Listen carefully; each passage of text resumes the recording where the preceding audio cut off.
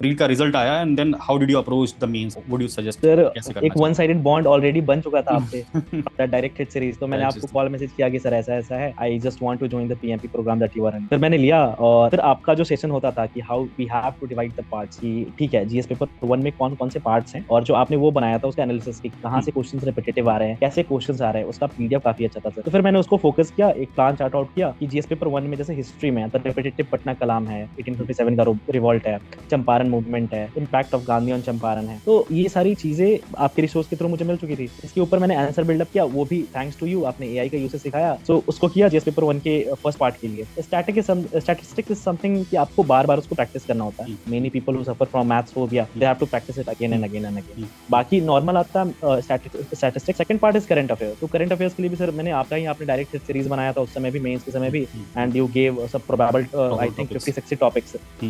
सो उसको हमने प्रिपेयर किया था, क्लास भी लेते थे आप, तो उसको बताते थे कि उसको किस वे में प्रिपेयर करना। तो आई फॉलोड दैट, क्योंकि ये मेरा पहला मेंस था। 70th BPSC mains was my first mains, UPSC mains मैंने उसके बाद लिखा, तो वो कर लिया। So moving forward, Ayush, what advice you would like to give to the 71st mains appearing candidate जो अभी 1.5 महीने बाद उनका एग्जाम है मेंस का? Just give some clarity on that because अभी इस समय बहुत ज्यादा बच्चे परेशान होते हैं कि बहुत सारा टेस्ट दे दे, है ना, टाइम मैनेजमेंट में दिक्कत हो रही है, कम टेस्ट दिया, ऐसा फोमो भी क्रिएट रहता है कि अगर 50 टेस्ट नहीं दिया तुमने तो फिर तुम्हारा मेंस नहीं होगा। तो just give some clarity on that also. Sir the first thing I would say कि अपने ऊपर सेल्फ ट्रस्ट रखिए। सबसे पहले आपको सेल्फ डाउट में नहीं आना है। एक वो जो फियर ऑफ मिसिंग आउट होता है कि सब ये टेस्ट सीरीज के लिए जा रहे हैं, मैं नहीं जा रहा हूँ तो मेरा क्या हो, इस चीज से बचिए। द मैटर इज नॉट कि आप टेस्ट सीरीज जो 50-60 देने हैं वो आप दे लेते हो। द मैटर इज कि आप अपने कंटेंट को कैसे रिप्रेजेंट करते हो उस दिन के क्वेश्चन के साथ। You just have to understand that basic thing. There is difference between attempting a lot of test, there is difference between attempting it in a good manner. आप 5 टेस्ट लो, क्वालिटी टेस्ट लो, और उसको best way में लिखो within the time. That what matters. Self evaluation is second, important, I guess self evaluation is yes sir, important. Is the key I would से।